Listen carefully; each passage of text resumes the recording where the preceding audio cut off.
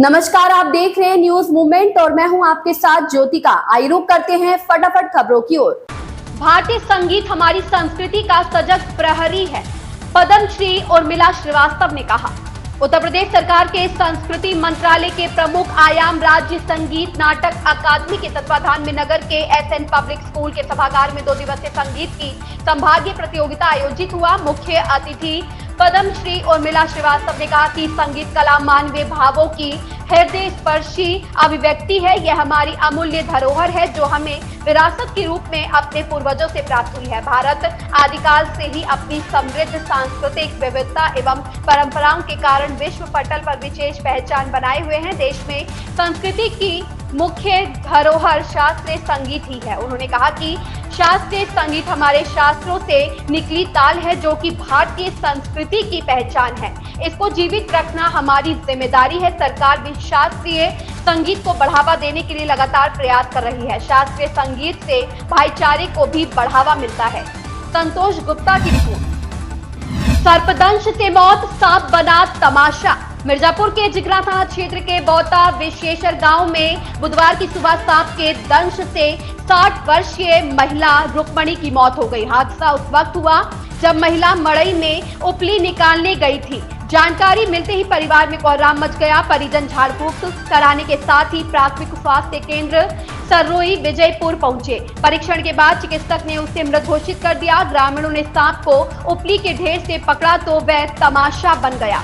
जिगना थाना क्षेत्र के बौता विशेषर गांव की रुक्मणी देवी पत्नी गुलाब चंद बुधवार की भोर 5 बजे मड़ई में रखे उपडौर से उपली निकाल रही थी। उसी दौरान उपली के बीच बैठे सांप ने दंश मार दिया। महिला की हालत बिगड़ने पर परिजन दवा पिलाने झाड़ फूक कराने के बाद प्राथमिक स्वास्थ्य केंद्र सर्रोई लेकर पहुंचे, जहां डॉक्टर रत्नाकर मिश्र ने परीक्षण के बाद मृत घोषित कर दिया। बद्री अग्रही की रिपोर्ट। कैसे मृत्यु हुई अंकल? उनकी मृत्यु उपड़ौर में ऊपर निकाल रहे थे, ऊपर ही उसी समय काट लिया। अच्छा, तो सांप पकड़ा गया कि नहीं? सांप पकड़ा गया। अच्छा, ठीक है। तो उसके बाद आप लोग सरोई लेके आए हैं? हाँ। तो यहाँ ले आने के बाद मृत घोषित कर दिया कि रास्ते में मृत हो गई थी? यहाँ ले आने डॉक्टर यहाँ पे वेरीफाई किए हैं। कितने बच्चे हैं आपके? 2 लड़के हैं, 1 लड़की है। अच्छा, कितनी उम्र है उन लोगों की? 44 साल लड़का कहते हैं। करीब एक महिला जिसका नाम है रुक्मणी देवी मृत अवस्था में आई थी। उनको कि हमने मृत घोषित कर दिया था जी। और मृत्यु का कारण तो पोस्टमार्टम करने के बाद ही पता चलेगा। तो परिवार के हिसाब से क्या बताया गया? परिवारजनों ने कुछ बताया कि कैसे?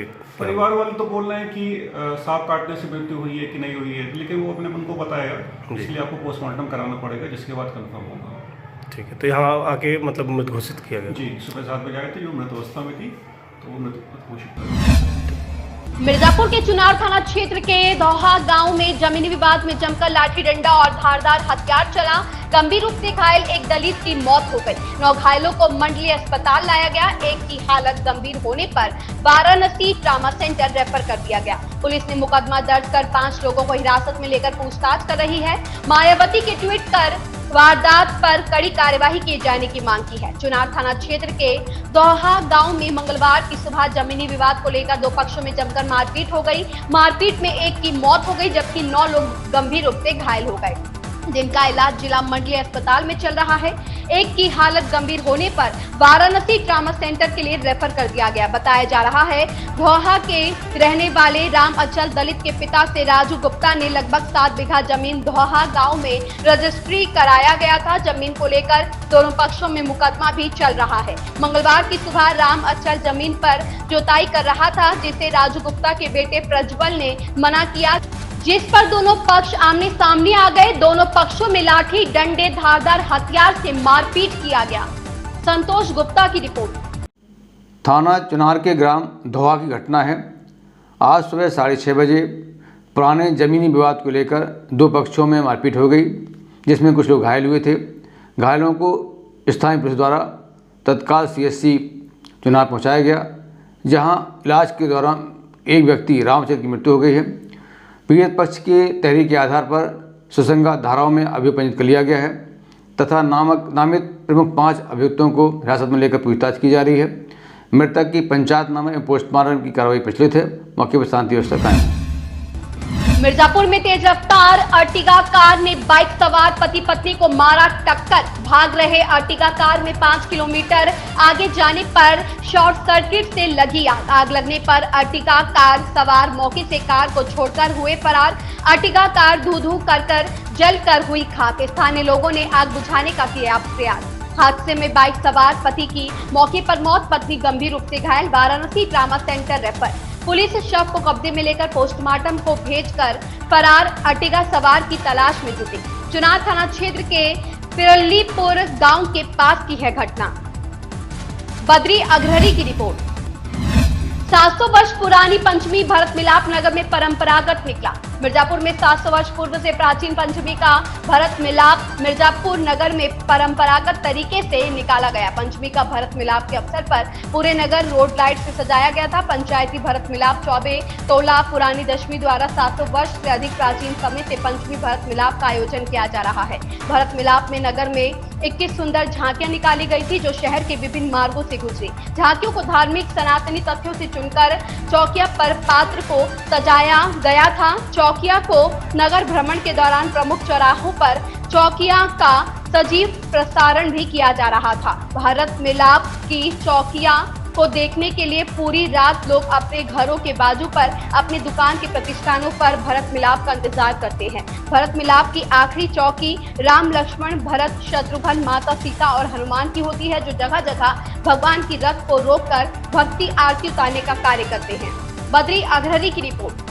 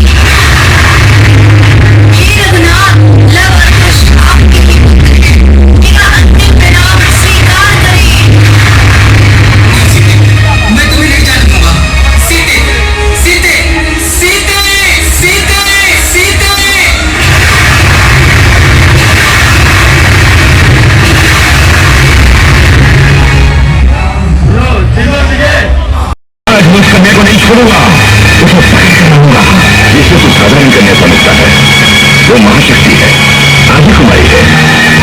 जब से सृष्टि की रचना हुई है तभी से उसने कुमारी व्रत धारण किया है।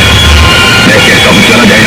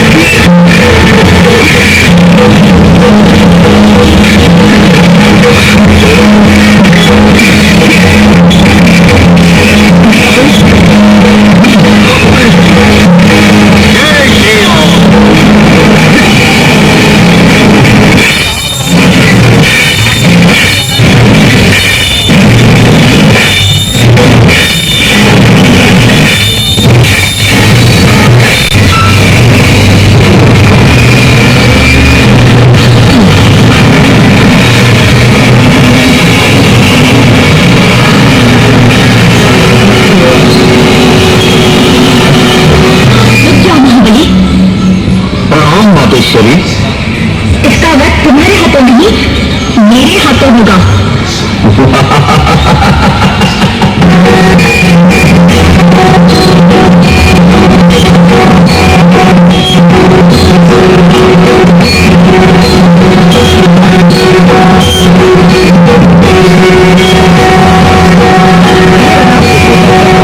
मैं कहती हूँ अपनी मान जाओ।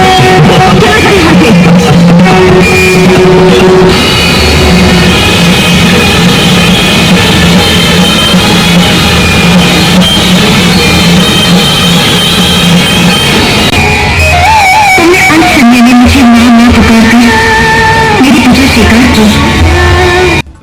जमीनी विवाद में दो पक्षों में जमकर चले लाठी डंडे, 1 दर्जन से ज्यादा लोग हुए घायल। पीड़ित नागेंद्र ने थाना अध्यक्ष हलिया पर तहरीर बदलने का लगाया आरोप। मिर्जापुर में हलिया थाना क्षेत्र के फुलियारी गांव में बुधवार को जमीनी विवाद को लेकर दो पक्षों में जमकर लाठी डंडे चला, जिसमें एक पक्ष से 12 लोग घायल हो गए, जिसमें एक महिला तथा एक बालिका को गंभीर चोटें लगी हैं। वहीं दूसरे पक्ष से 2 महिलाएं घायल हैं। सूचना पर पहुंची हलिया पुलिस ने दोनों पक्षों को उपचार हेतु प्राथमिक स्वास्थ्य केंद्र हलिया लेकर गई, जहां मौजूद चिकित्सकों द्वारा घायलों का उपचार किया गया।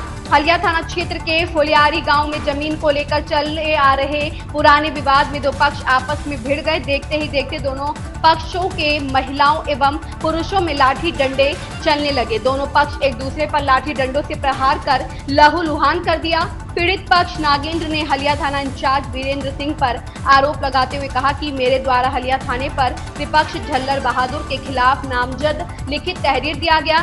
उक्त तहरीर को थाना अध्यक्ष हलिया वीरेंद्र सिंह द्वारा बदलकर दूसरा तहरीर जबरन लिखवाकर मुकदमा लिख रहे हैं, जो मुकदमा को कमजोर कर सकता है। विपक्ष पार्टी से मिलकर थाना अध्यक्ष वीरेंद्र सिंह मुकदमा को कमजोर कर रहे हैं। जमीन विवाद काफी पुराना है। विपक्षी आए दिन हम परिजनों के ऊपर मारपीट करता है।